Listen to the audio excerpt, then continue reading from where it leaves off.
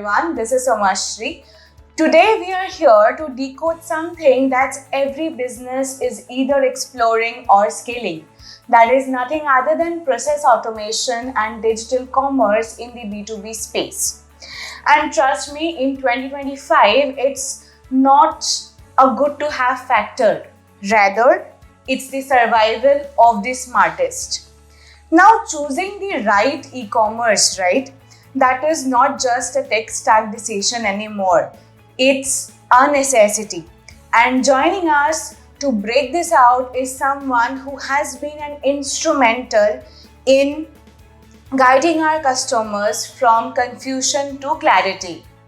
We have Abhijit Paul, our VP Customer Success for onboarding with us. Hi Abhijit. Hi Shumashri. Hi, Thanks. how are you doing? I'm doing great. How Great. are you doing? I'm good, thank you. Great. So glad to have you here, Abhijit. Thank you very much. So, shall we start? Yeah, I think it's good time to start and have some discussions from the business insights Correct. and having understanding and sharing some views from the market. So that would be great. Yeah, and I think starting from the roots is always a good option, right? Definitely.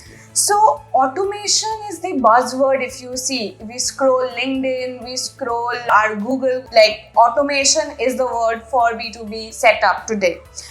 And it's actually there on every deck and dashboards. So, I have two questions for you.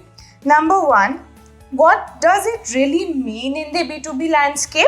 Sure. And more importantly, if you can tell me about what are the best practices when companies begin their automation journeys. Well, so very nice questions, and it's definitely AI is the buzzword now, and definitely AI is also related with automation. So to answer the questions, I would first understand like what is automation.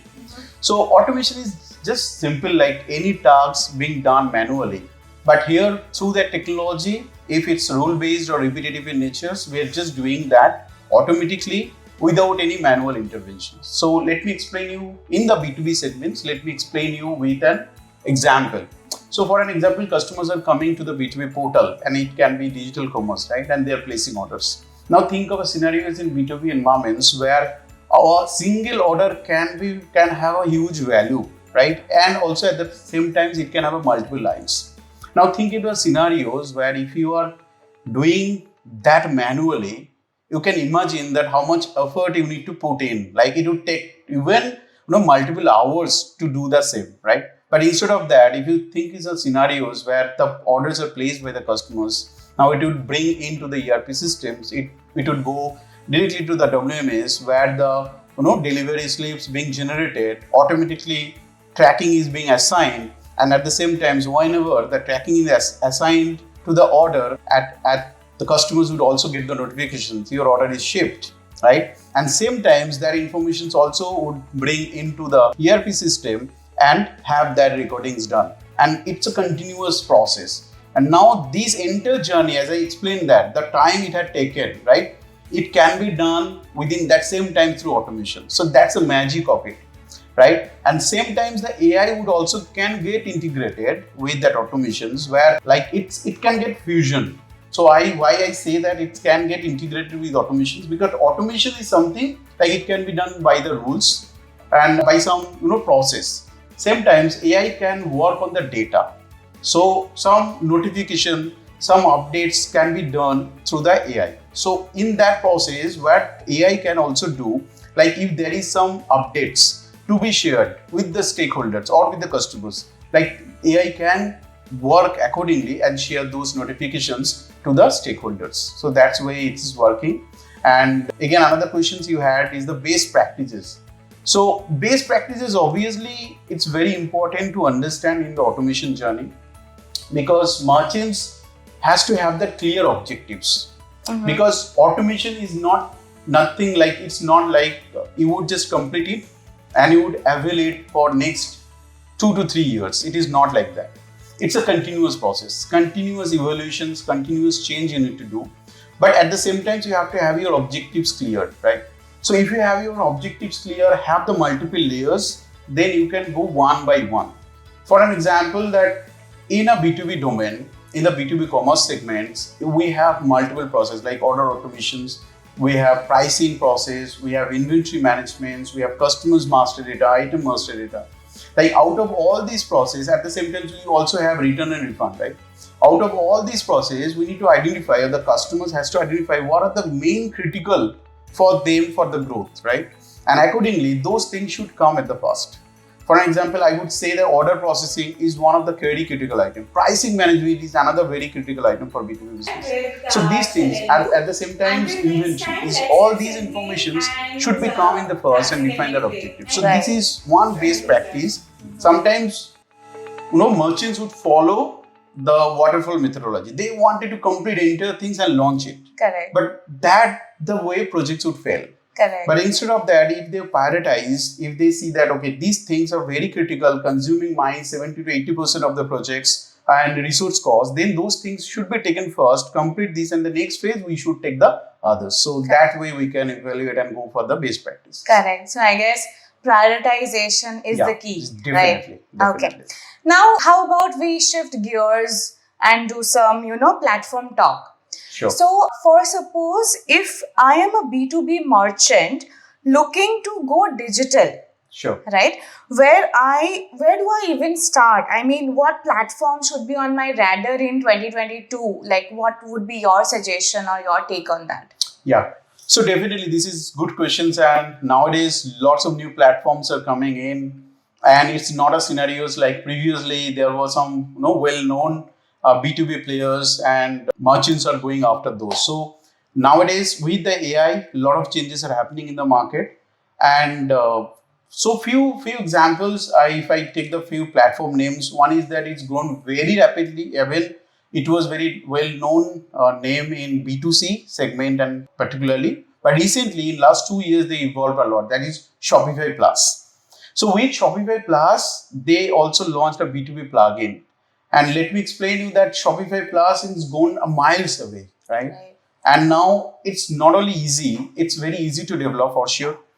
The B2B merchants can go to the market very easily with that because it requires less developers involvement to design your web shop.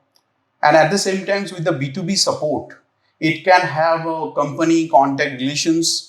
It can have real-time features because I can explain you one of my example or experience that I have with one of the merchants. They wanted to have the B2B pricing, which is a real-time pricing for all their B2B customers. The reason is that every B2B customers are having their own pricing, right? If one B2B customers can have their specified or classified price, others may not have that same. Right. But at the retail side, the retail customers would have their own particular pricing, which is a retail price, let's say.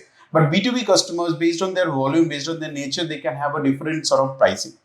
So that way, and at the same time, the pricings are very complex. For an example, if it's integrated and the pricings are managed within ERP system. And example, I work with SAP, ECC and S4HANA customer where they have 30 different pricing rules managed and by layer for their customers. And very tough to have the same in the digital commerce environment. So that time with Shopify, we have done a real-time solution. So whenever the customers would log in, they would see their classified price, they would see their defined price, having a call in real time from ERP and land into the Shopify display to the customers. Once they place the order, they see their actual price, which is not matching with any retail customers. Maybe they are saving 30% in their entire order volume. And that's a very good feature for them because that would erase the entire burden of storing the same complex configuration into the e-commerce systems, which is really not necessary nowadays. So Shopify, by having a third-party supports, it provides you that. And there are other names like, obviously, I would take BigCommerce. Enterprise evolved a lot. And like some of the players in BigCommerce, we see customer groups. Like through the customer groups, the company can get defined and you can have a defined pricing rule. And I would say that lots of fire and ammunition companies from US, because in Shopify they cannot go for B2B because of some compliance, but they are going very well with BigCommerce because BigCommerce does support those merchants to adopt their B2B e-commerce platform. Others, if it's you, the merchants would have the capacity and it's very complex in nature, requires lots of customizations. Then Adobe Commerce is very well known. However, it was very popular nowadays, but I think it's huge market shares being captured by Shopify nowadays because lots of customers I know they are moving from Adobe Commerce to Shopify Plus. The reason is that complexities because it is complex. But yeah, at the same time, it does support complex things. And on the enterprise gate, I would also, should not control myself to take the name is Salesforce Commerce Cloud. So Salesforce Commerce Cloud is again the big name.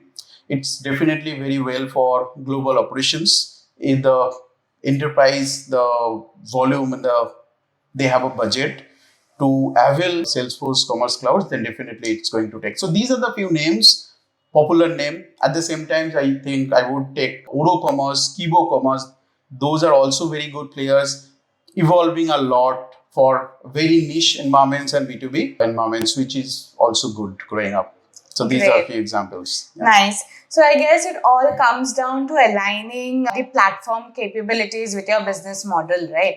Obviously, it's at the end, it depends on the requirement the merchants would have because all environments have their unique things, right? Right. They are having their pros and cons, right? But at the same time, if the merchants would understand their specific need, they know their pain areas, and accordingly, that would help to choose the correct platform because all platforms are good. I would not say that. But at the same time, it's important for them to identify their objectives. Again, their objectives would get relayed. Right. They would know their objectives and accordingly they would choose the platform because that only the way of be in the market, be on top and adopt the technology. Right. Okay. Great. That was a whole lot of insight actually. So now, as I said, I spoke about automation being the first buzzword, right? But I guess if we see in today's scenario, AI is topping the list. Definitely. I think you have also mentioned about AI and automation, right? Sure. So my next question would be behind the hype and headlines that AI has been creating now. How is AI actually making life easier for the B2B process automation space? As I was saying that AI. So AI is something that in the forecasting area, the AI is helping a lot. The reason is that if the AI has the data set, without the data, AI might not be able to help a lot because it's working on the data. It requires the entire data set to work on it, analyze and give you the updates. So in the forecasting area, it is working because within the database, you can have your 10 years data and accordingly it can give the guidance. What should be the inventory procurement process, how much you need to procure the inventory and accordingly you can have the business. So other area like in case of sales automation, right? So quite frequent follow-up, whenever the follow-ups are necessary, that can be done by the AI. So AEs, let's say, would not need to follow up and think on their schedule, when to follow up the customers. AI itself can take decisions when to and what to say to the end customer. So these sort of areas, it's working very well. And at the same time, I would say, it's also working very well for sales representatives. So let me give you an example where we work for our customers where they have 5 years of quotations, right? Now, all these 5 years of quotations for the sales reps, they might not have the time and bandwidth to look after and analyze all the previous data and quotations of a particular customer. Correct. Because customers are coming in, they are inquiring, they are sending it. Right. Now, at the same time, there are competitions because it is not likely that your B2B partner would only procure goods from you. They can have at the same time, they can have other merchants from where they are procuring at the same time, right? Yeah. Now they are doing the inquiry at the same time to others. But at the same time, if you would not be able to pitch the correct price, then there is a chance of losing the deal. But if you have a tool which would give you, okay, for these scenarios, for the last year's data or maybe previous year records, that should be the correct quote for that customer. So AI can instantly give you informations, maybe suggestions of creating that quote and giving that information for this customer based on this scenario. That would be the perfect quotation. Now, if you take that help and after that, if you use your gut feeling, then there is I believe, and we have seen that 80% more chance of closing and cracking the deals against that. So that area, AI is really working well. And again, customer success area, I would say it's also working very well because a lot of tasks can be automated. It's not like only sharing the acknowledgements after coming, because that is done by the desk or a lot of desk support platforms. But on top of that, what can be done is like personalized updates based on your knowledge base. AI can check the knowledge base and give suggestions how to fix and solve the problem. And at the same time, if the, or let's say customer would not be able to solving it or not be able to solve it, that way how it is helping, then if it is not solved, then AI can send a call or do a call or send a message or send a notification to the desk agent that this issue is not solved, now fix it. Then the AI actually, instead of AI agent, then the human agent will go and fix the problem if it is not solved by the AI agent. So that way in the customer success area it is also working very well. So we have to take the realistic approach instead of understanding that everything can be done by the AI. Right. It is not going to happen. But there are areas where things can be done, some part of automations can be done. And I would say as a final verdict, like if any task is, durations of having 5 to 10 minutes or 15 minutes max requires manual intervention to do that particular job, that can be replaced by the AI. But if the task is very complex in nature, it requires, let's say, 1 hour, 2 hours of analysis, taking decision, then we have to have a fusion approach of automation. Then some of the rules, some of other things would get applied to do some part of automations, and maybe 5 to 10 minutes of jobs can be automated or by the AI. So that's way we can segment it, take decisions, and accordingly proceed further. So using it intelligently is the Obviously, ARAI. there is no other way. Yeah, correct. Otherwise, if we just dump it, I would see that there are things that would reside in the garbage. Correct, absolutely. So, all right, that brings me to my fourth question. Thank you for bearing with me. I do have too many questions problem. actually. So, transformation projects, right, sound exciting, but we know that the road isn't really smooth. Yes. So, what do you think are some challenges or blind spots that you see merchants face when they, start these initiatives? Yeah.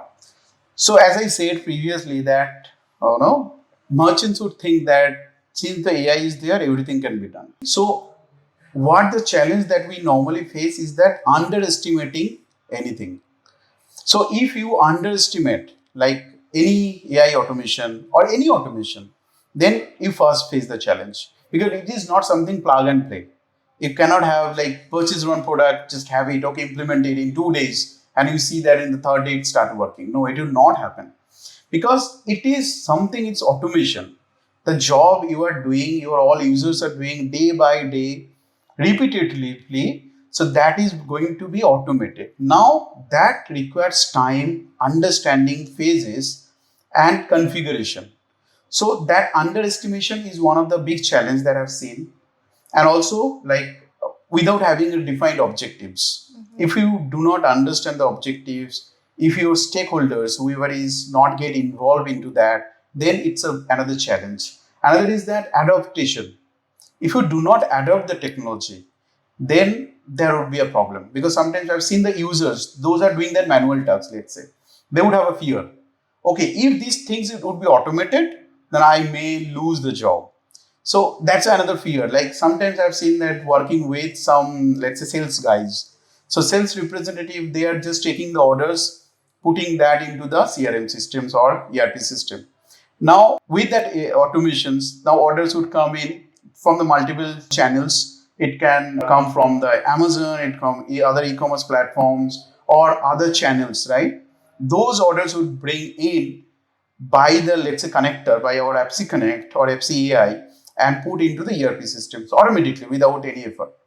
Now that job was being done by the users. So they would feel that, okay, if that would be automated, then I may lose the job. So initial adaptation is also a big challenge. Sometimes they resist, they put a problem. But instead of that, if they do that, if they allow us to do or they just accept it, they would also get involved in some other areas where they can work on business growth. They can work on on something which is very unique. Maybe the customers would require some suggestions which would be very good for them. So these are the basic challenges that I have seen. Like objectives is one, is that underestimating, it is not plug and play. It requires some configurations, understanding. Maybe timeline would not matter. It can be done in week, but having that understanding, like we have to put the effort because customers would know their business well.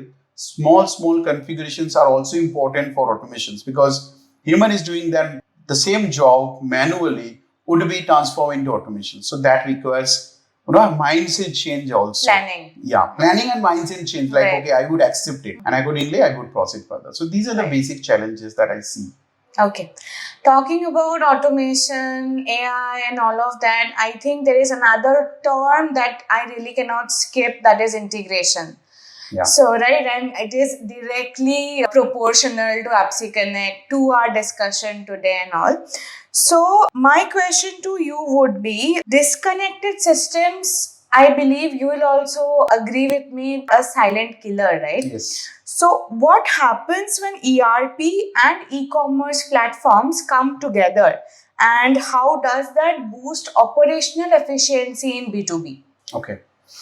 So that's very good question, I must say, because see, ERP, it's you have taken a name of ERP and e-commerce, but there are lots of other applications, line of business applications. You have WMS systems in place. You have CRM in place. Now, if the data is residing within silos and they are disconnected, then actually you are losing the growth. You are losing money on table. Okay. Because how you would grow if you have automated systems? Right. Because there are lots of business process, because you have to manage your items master data, customer master data, sales operations, and you have to have the efficiency in this process. Now think in the scenarios, you have to update your products data, and you update your pricing, and those are ERP system is system of records. So all records are there, like item master data is residing there, customer master data is residing there, price configurations are there, while at the same time you have a digital commerce platform. Now if automation is there, then all the information would bring or brought into the other systems automatically, right? And at the same time, sales operations also be done quite a lot faster, like 10x, 12x faster in process. So all things would be there. So if any user or your entire strength is working in one single environment, other environments are automatically connected. Then you are removing the problems or the redundant data, and also you are killing the data error. Because when human would try to do something, there is a chance of doing data mistakes, right? Because see, in the process, if you see that the informations are not well connected with that, it would take time, because customers would get dissatisfied with the process because they are not getting the notifications and update. And I was also informing that if the item information's price requires to be updated manually in multiple systems, that would also kill the effort. That is the internal process. Now going with the customer side. Now let's say customer placed orders, and they need what? They need notification. Where is their order? And if they do not get notification, I believe there would be a lot of panic. Where is my order? Because I have my productions, maybe something is planned. If I do not get the delivery on time, I would definitely inquire. If I do not get notification, first thing I would call their customer care service. I would ask for that order status. Correct. Then if it is, because see, if there is non-notified on time, the customer success team members will also end up of answering multiple calls. Absolutely. That would eat up the effort. Yeah. Whereas they can consider on something else. Only a single notification. That is one. Other than that, once the order would get shipped, what with the carrier? Are they saving any dollar out of that delivery? So all these information, if shared on time, they would stay calm, they would see that, and also that would help the business to get repeat orders for the B2B. Because B2B merchants, even I know that they are dependent on something, but at the same time they are keeping their research on, like where to get what. Right? If there is any delay, any problem in the process, automations, definitely they would get dissatisfied, and go to the other merchants. So that depends on a lot of things, and I believe automation is one of the way and very critical way to be on the success path. And if they put more effort in the growth, they would see a lot of improvements and see that. Okay. Yeah, that way we can see importance of integration. Great. Now it's time for the last but not the least question. Yeah. So when we talk about tech, when we talk about automation, I do not really believe that we can skip people, right? Yeah. Nothing without people. Sure. So what role do you think does change management as a whole plays in ensuring that these automation projects are actually succeeding in the market? Correct. Very good questions again. Is a different side of it. See, so ultimate change is the ultimate constant. We all know. Absolutely. But sometimes what happens, like if we would not allow to have a change in the process, in the environments, in the business, then actually they are losing the growth. They are missing that opportunity. So change is always there. Now they have a separate, let's say, one set of process to do. What they are defined workflows to manage. Now, if we have a change, understanding and mindset in place, then the workflow may change with automation.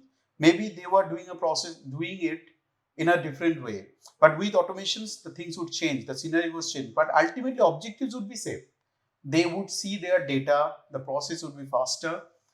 They would see that data is coming in or being maybe created within their environments, but the path might change, the workflow might change, the timing might change. So the stakeholders should understand and accept that, okay, there will be a change, but it's a change for betterment. It's not something it's holding them.